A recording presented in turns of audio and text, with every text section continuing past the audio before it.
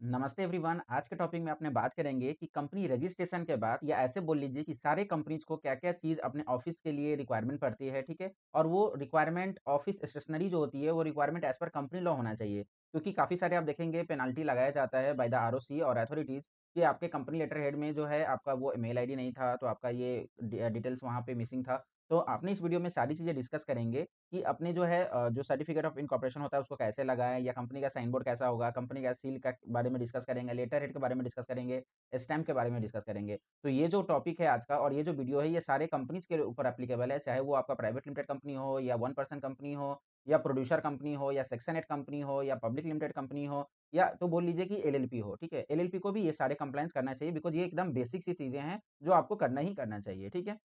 Yes, यदि आप इसका कंप्लायंस नहीं करते हैं, तो आपको पेनल्टी भी लगती है एज़ पर सेक्शन 12(8) कितना पेनल्टी लग जाएगा सर? मैं डिस्कस करूँगा आपको नीचे मैं पूरे केस स्टडी के साथ मैं डिस्कस करूँगा, बट मैं आपको बता दूँ यदि आपको स्टार्टिंग में ही जानना है तो देखिए जो भी उसमें कंपनी या ऑफिसर इन डिफ़ॉल्ट है, दोनों के ऊपर लगेगा 1000 पर डे करके कंपनी के ऊपर और ऑफिसर इन डिफ़ॉल्ट मतलब डायरेक्टर आ गए, उनके ऊपर भी 1000 पर डे करके आपको लगेगा, मैक्सिमम 1 लाख लगेगा। मतलब समझ लीजिए मैं एग्ज़ाम्पल के लिए बताऊँ, एक कंपनी में 2 डायरेक्टर है, तो एक कंपनी हो गया और 2 डायरेक्टर हो गया, तो कंपनी के ऊपर 1 लाख और डायरेक्टर 2 हैं, तो उनके ऊपर 2 लाख। मतलब टोटल 3 लाख लगेगा। तो आप समझ लीजिए वीडियो कितना हेल्पफुल होने वाला है, तो प्लीज़ अंत तक देखिए और इस वीडियो को अच्छे से समझिए और इसको कंप्लायंस कीजिए। तो आज का वीडियो चलिए स्टार्ट करते हैं और अपने वन बाय वन सारे टॉपिक को समझते हैं विद द सेक्शन की अपने को क्या रिक्वायरमेंट है और कैसे लॉ को कंप्लायंस करते हुए लेटर हेड और कंपनी का साइन बोर्ड ये सारी चीज़ें को बनवाना चाहिए और उसको उसके हिसाब से ऑफिस में लगाना चाहिए, ठीक है?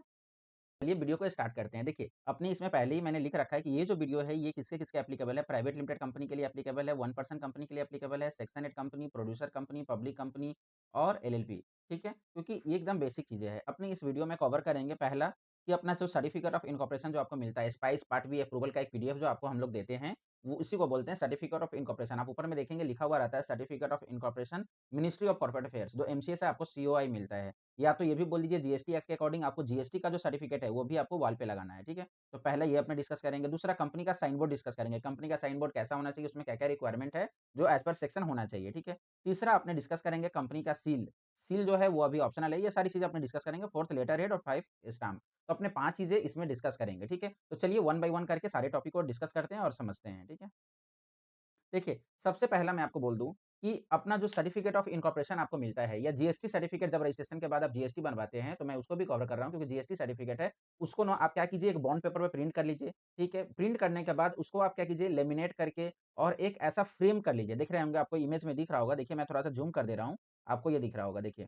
आपको ये दिख रहा है कि यहाँ पे मैंने ज़ूम कर दिया, इसी तरीके से एक आपको फ्रेम बनवा लेना है और सर्टिफिकेट ऑफ इनकॉर्पोरेशन को उसमें लगा करके आपको अपने ऑफिस के अंदर में जहाँ पे आपका ऑफिस है, रजिस्टर्ड ऑफिस वहाँ पे इसको लगा लेना है दीवाल पे, ठीक है? सेम आपका रजिस्टर्ड ऑफिस में आपका जीएसटी का भी सर्टिफिकेट होना चाहिए, ठीक है? ये दोनों चीज़ आपको कैसे करना है, पहला रिक्वायरमेंट आप देख लीजिए, आपको इस हिसाब से इसको कंप्लायंस करते हुए आपको अपने ऑफिस में लगाना है, ठीक है? चलिए, पहला डिस्कस हो गया। दूसरा अपना डिस्कस करते हैं कंपनी का साइन बोर्ड, कि कंपनी का साइन बोर्ड पहले कैसा होता है, आप वो देख लीजिए, ठीक है?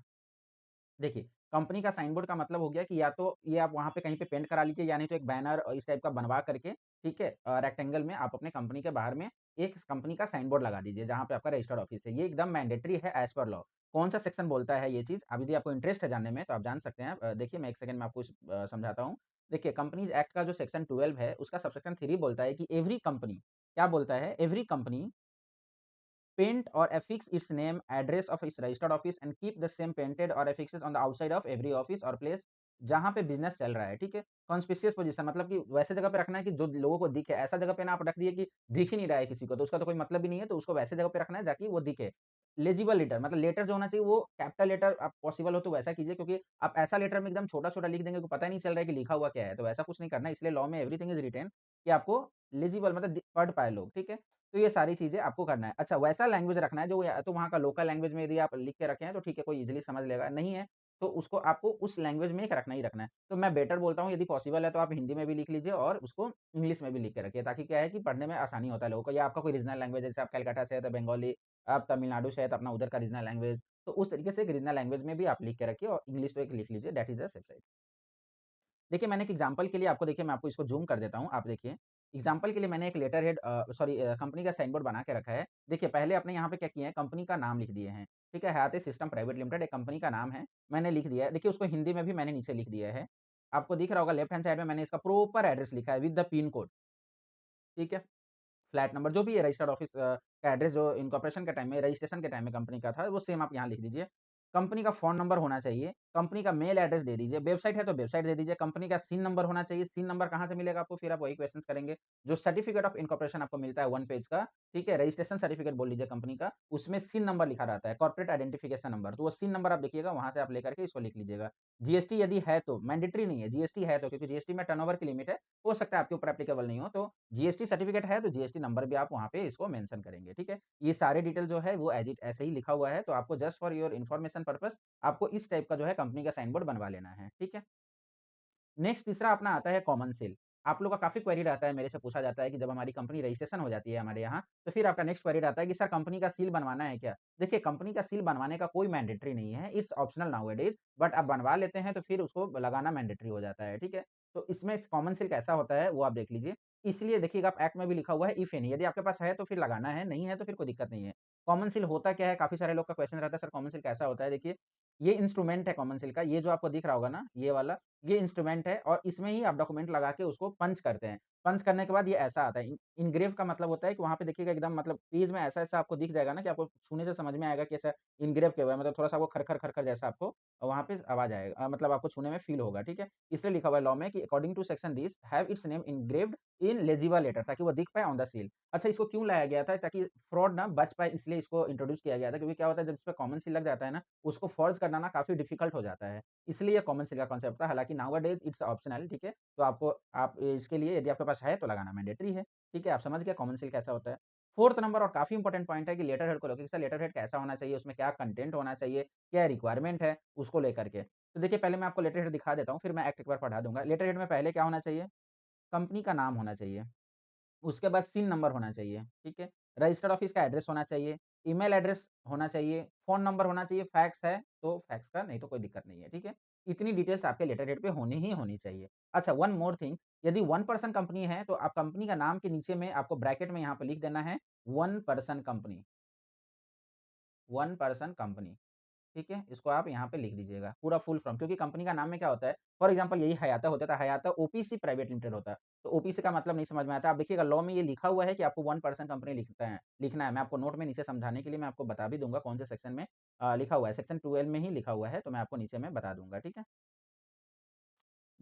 देखिए लेटर हेड में क्या है अपने को, यस देखिए, लेटर हेड में क्या है, according to section 12(3) C of companies act क्या डिस्कस करता है। देखिए जिसको सेक्शंस में इंटरेस्ट है वो समझ सकते हैं और वो आपको ये भी समझ में आ जाएगा कि ये काफ़ी इंपॉर्टेंट है और जो भी चीज़ मैं डिस्कस कर रहा हूँ वो एज़ पर लॉ बात कर रहा हूँ। मतलब मैं आपको ऐसा नहीं बोल रहा हूँ कि सर आप कुछ भी बना लो। मैं एज़ पर लॉ आपको बोल रहा हूँ। आज की डेट में आपको लग रहा होगा ईज़ी है, बट इस पे काफ़ी हेवी पेनल्टी लगती है। ये आपको पेनल्टी 1 लाख रुपीज़ भी लगता है। मैं आपको एक पेनल्टी का भी चीज़ें हैं जो मैं आपको डिस्कस करूँगा कि क्या पेनल्टी लग सकती है। देखिए, लेटर हेड पे आपका नाम होना चाहिए, address of the registered office होना चाहिए, कॉर्पोरेट आइडेंटिफिकेशन नंबर होना चाहिए, वही सिन नंबर की मैं बात कर रहा हूँ, ठीक है? एड्रेस हो जाएगा, नेम हो जाएगा, टेलीफ़ोन नंबर होना चाहिए, ठीक है? या मोबाइल नंबर आप बोल लीजिए, फैक्स नंबर इफ एनी, ठीक है? ईमेल एड्रेस और वेबसाइट, यदि आपका है वेबसाइट तो वेबसाइट भी आपको देना है। प्रिंटेड ऑन और बिज़नेस लेटर्स, कोई बिज़नेस का लेटर्स, लेटर्स मतलब बोले जैसे कि आप वो इन्वेलप भी अपने छपा रहे हैं, वहाँ पे भी आपकी ये सारी चीज़ें होना चाहिए। बिल हेड्स में होना चाहिए, देखो इनवॉइस है, लेटर, पेपर्स या जितना भी नोटिस या कोई भी ऑफिशियल आपका पब्लिकेशन अनाउंसमेंट होता है, सारे जगह पे इतनी डिटेल्स तो होनी ही होनी चाहिए। That is the basic requirement, okay? ये अपना लेटर हेड का समझ में आ गया। 5th नंबर है अपना स्टैम्प, ठीक है? स्टैम्प कैसा होना चाहिए? स्टैम्प आपको 3 टाइप का बनवा लीजिए स्टार्टिंग में, यदि आपका कंपनी अभी रजिस्ट्रेशन हुआ है तो 3 टाइप का आप स्टैम्प बनवा लीजिए। बाद बाकी स्टैम्प डिपेंड करता है, एज़ पर योर रिक्वायरमेंट आप बना सकते हैं, but according to my understanding आपको 3 स्टैम्प स्टार्टिंग में तो होना ही चाहिए। पहला डायरेक्टर और दूसरा ऑथराइज़ सिग्नेटरी, यदि आपने किसी को ऑथराइज़ करके रखा है तो वो काफ़ी हेल्प होता है, क्योंकि एवरी टाइम तो डायरेक्टर अवेलेबल नहीं होते हैं। तीसरा कंपनी का राउंड स्टैम्प आपको बना के रखना है। मैं आपको सैंपल भी दिखा देता हूँ। ये देखिए, सैंपल्स ऑफ स्टैम्प आपको दिख रहा होगा। ये जो अपना पहला स्टैम्प है, फर्स्ट अटैम्प्ट का जो सैंपल है, ये देखिए डायरेक्टर, ठीक है? ये डायरेक्टर स्टैम्प इसको बोलते हैं। सेकंड आप देख लीजिए sample, Hayate systems private limited, ये ऑथराइज़्ड सिग्नेटरी का स्टैम्प है। ठीक है? ये सेकंड नंबर स्टैम्प हो गया। तीसरा मैं आपको आपको जो बोल रहा था वो कंपनी का, ठीक है? तो कंपनी का ऐसा per your company logo round stamp जो मैं डिस्कस कर रहा था, वो यहाँ पे आपका राउंड स्टैम्प एक कंपनी का होना ही चाहिए, ठीक है? ये 3 आपको स्टैम्प जो है वो आपको करवा लेना है, ठीक है? आप पॉज़ करके इसका फ़ोटो भी ले सकते हैं। ये पहला आपको हो गया सैंपल, सेकंड ये हो गया ऑथराइज़ सिग्नेटरी के लिए, थर्ड ये हो गया। आप पॉज़ करके वीडियो को आप इसका स्क्रीनशॉट ले सकते हैं ताकि आप दिखा करके ऐसा बनवा लें, ठीक है? नेक्स्ट ये अपना स्टैम्प पेपर पे अपना डिस्कस हो गया कि स्टैम्प ऐसा होना चाहिए, स्टैम्प को लेकर के डिस्कस हो गया, नॉट ए स्टैम्प पेपर। अच्छा, नेक्स्ट है अपना कि आपका जो भी प्रोमिसरी नोट होता है, प्रोमिसरी नोट क्या होता है? दैट इज़ द प्रॉमिस कि मैं आपको इतना पैसा दूँगा, ये पहले हुआ करता था, अभी तो प्रोमिसरी नोट बहुत कम यूज़ होता है या वेरी रेयर यूज़ होता है। हुंडीज़, प्रोमिसरी नोट या बिल ऑफ एक्सचेंज ऐसा कुछ भी है, लॉ में लिखा हुआ है, तो उसमें क्या होना चाहिए? आपके कंपनी का नाम जो है, वो प्रिंटेड होना चाहिए, ठीक है? नेक्स्ट इम्पोर्टेंट नोट ये है कि यदि आपका कंपनी का कोई भी नाम चेंज हुआ है, ठीक है? ये कंपनी रजिस्ट्रेशन वाले आपके लिए ये कांसेप्ट यहीं पे खत्म हो गया। बट आपका 1 पर्सन कंपनी है तो देखिए यहाँ पे मैं आपको बोल देता हूँ provided further that word 1 person company shall be mention in bracket below the name of such company wherever it is printed. तो 1 पर्सन कंपनी आपको लिखना है, ठीक है?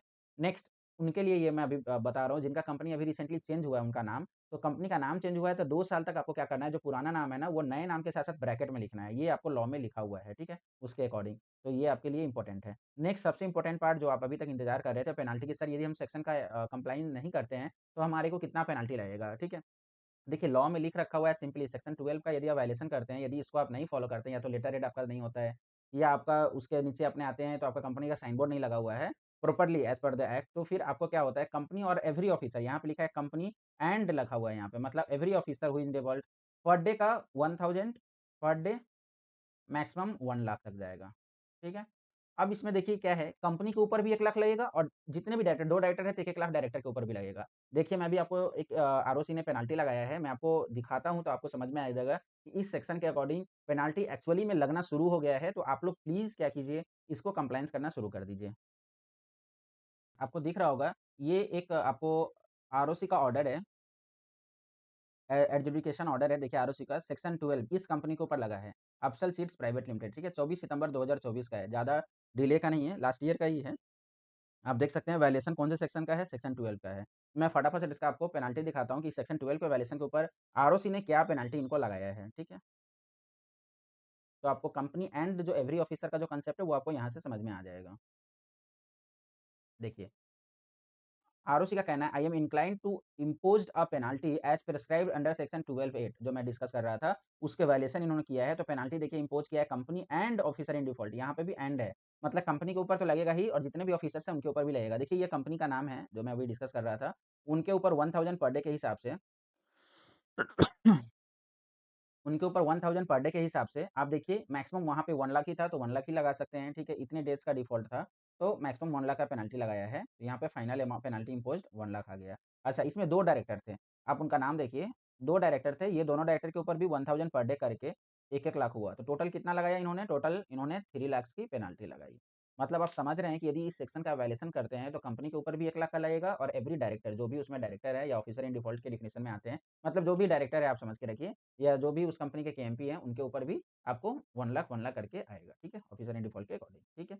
तो आपको समझ में आ गया कि ये जो आपका सेक्शन है काफ़ी इम्पोर्टेंट है और आपको इसको कंप्लायंस करना है और उसके अकॉर्डिंग मैंने जो-जो चीज़ें आपको समझाई है, प्लीज़ उस हिसाब से अपना लेटर हेड, कंपनी का साइन बोर्ड और बाद-बाकी चीज़ें जो हैं, उसको आप कंप्लायंस कर लीजिए। आई होप कि आपको इस वीडियो से आपको काफ़ी सारा चीज़ क्लियर हो गया होगा कि सर कैसा कंपनी का साइन बोर्ड होना चाहिए, लेटर हेड होना चाहिए या उसका कैसे अपना क्या-क्या इन्फॉर्मेशन होना चाहिए, उसके कंटेंट क्या होगी, तो आपको सारी चीज़ें जो है आपको समझ में आ गई होगी। और एक चीज़ मैं आपको और क्लियर कर दूँ, ये आपको कंपनी का सिर्फ़ स्टेशनरी वाला पार्ट है, मतलब जो आपको करना है। और एनुअल कंप्लायंस और पोस्ट इनकॉर्पोरेशन कंप्लायंस 2 वीडियो आपको अलग से आएगी, जो आपको पोस्ट इनकॉर्पोरेशन कंप्लायंसेस की वीडियो आएगी, जिसमें कंपनी बनने के तुरंत बाद क्या करना होता है और एक एनुअल कंप्लायंस की होगी, वो जब तक कंपनी रहेगी एवरी साल आपको वो करते रहना है, ठीक है? तो आई होप हम हमारे वीडियो को आपको समझ में आया होगा। यदि आपको वीडियो काफ़ी हेल्पफुल लगता है, तो प्लीज़ चैनल को सब्सक्राइब करें और जितना हो सके इस वीडियोज़ को अपने जितने भी फ्रेंड सर्किल में हैं, उनको शेयर कीजिए ताकि उनको पता चल जाए कि इस सेक्शन का नॉन कंप्लायंस दिखने में आपको छोटा लग रहा है, बस इसका इम्पैक्ट काफ़ी बड़ा होता है। आप साइन बोर्ड बनवाएँगे ₹500 में आपको देख कर के समझ में आ जाएगा। यदि पेनल्टी लग गया तो फिर समझ सकते हैं आप 3 लाख अभी मैंने आपको दिखाया कितना बड़ा पेनल्टी होता है। तो प्लीज़ चैनल को सब्सक्राइब करके रखिए और अपने फ्रेंड्स को शेयर कर दीजिए ताकि उनको भी ये इन्फॉर्मेशन मिल पाए और पेनल्टी से बच पाएँ। Thank you, bye bye, take care.